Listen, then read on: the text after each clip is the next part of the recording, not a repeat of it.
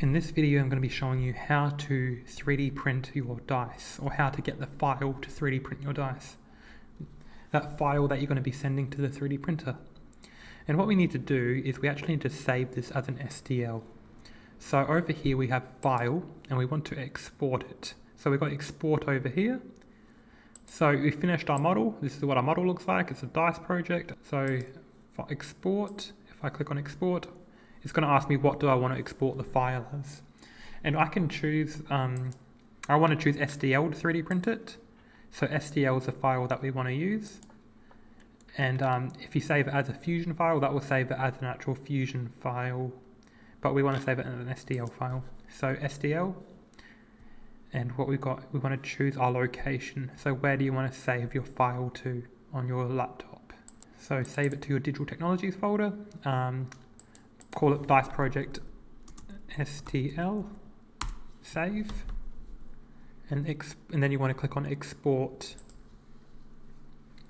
So I just saved it as an STL file.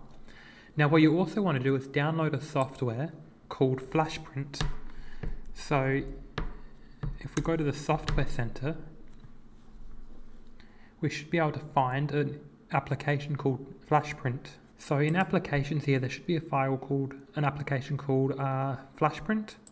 Mine will be installation status because I've already installed it. This is what it's going to look like. It's going to look like this, Flashprint. It's going to be called Flashprint, and this is the one you want to install. And you just want to click on install and download this software right here. Once you have that installed, you want to find your STL file in where you saved it to. So you want to find your STL file, which is this one right here. This is the one right here. It says Dice Project STL, and you want to open it with Flashprint. Now it might already open with Flashprint if you just click on it, or you might need to go to open, choose another app, and then make sure you choose Flashprint. So if I open it up, this is what's going to happen. It's going to look like this, and it's going to say a new version of Flashprint is available. Just click the X there, don't worry about that. So this is what we got. Our dice project is opened up in Flashprint. And what we want to do is we want to make sure we set to the right printer. Now the printers we have at the school are Adventurer 3 printers. There's other type of printers, but we've got Adventurer 3 printers at the school. I've got an Adventurer 4 at home. You can see that when you click on different printers, you can see that that's how big that printer is. So we got Adventurer 3s, they're pretty small. So that's what we got here. Now on this side over here, we've got move, so you can move and place it where you want to place it in the printer. You've got rotate, you can rotate your dice around if you want to print it on a different angle. Maybe you want to print the one facing the bottom, so it might be easier for it to come apart from the base, but that's right, it doesn't matter too much. You got over here, you got scale. Now this one's interesting. We've got scale over here, and you can actually scale your product up or down.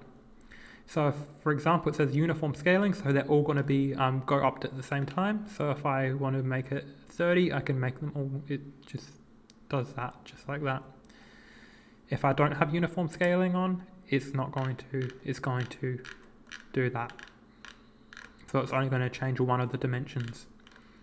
So of course, if you want to scale up or down, you can, but we don't want it to take too long to 3D print, so just leave it at 20, or maybe make it slightly bigger if you want to, but not too big. You also have cut over here. Don't worry about cut, don't worry about that at all. Don't worry about duplicate, don't worry about any of this other stuff. Supports, if you want to add supports to your product, of course with the dice project we don't need supports. Once we've got all that sorted out, we can go start slicing. And it's going to come up with all this. Our nozzle size is 0.4. PLA, our material is PLA. Machine type is 1.75. Our machine filament is 1.75, and we just leave it on standard. So just keep all this the same. Don't worry about changing any of this, and we can go slice. So once that finishes, we've got up here, we've got slice preview. If I want to have a look at that, it's going to open up like this, and we'll be able to see that this estimated print time is 31 minutes. So it's going to take 31 minutes to 3D print, and it's going to use about 1.96 meters of filament. So for example, if I want to close this and I want to scale it up, it's going to actually take longer to 3D print. So let's say if I want to make it 25 millimeters, start slicing, standard, yep, slice. It's going to be a bit longer to 3D print. Now it says it's going to take 47 minutes to 3D print. And it says it's going to use 3.18 meters of filament. So if this is over an hour, just make sure that you scale it down a little bit more.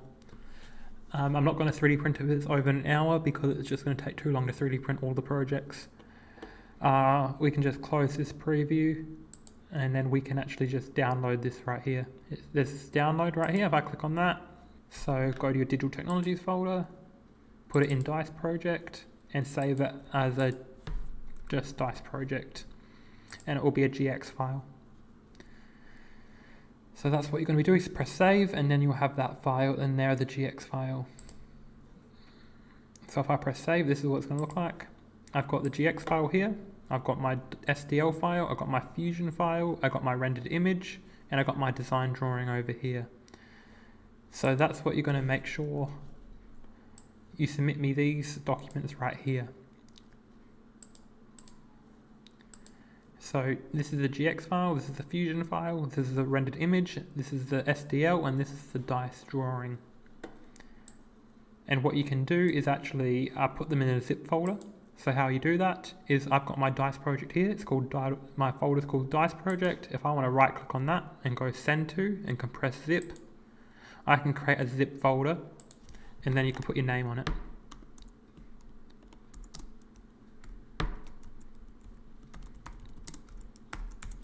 And then you have a folder that's called Dice Project with your name on it and you can just submit me that whole folder where it needs to go.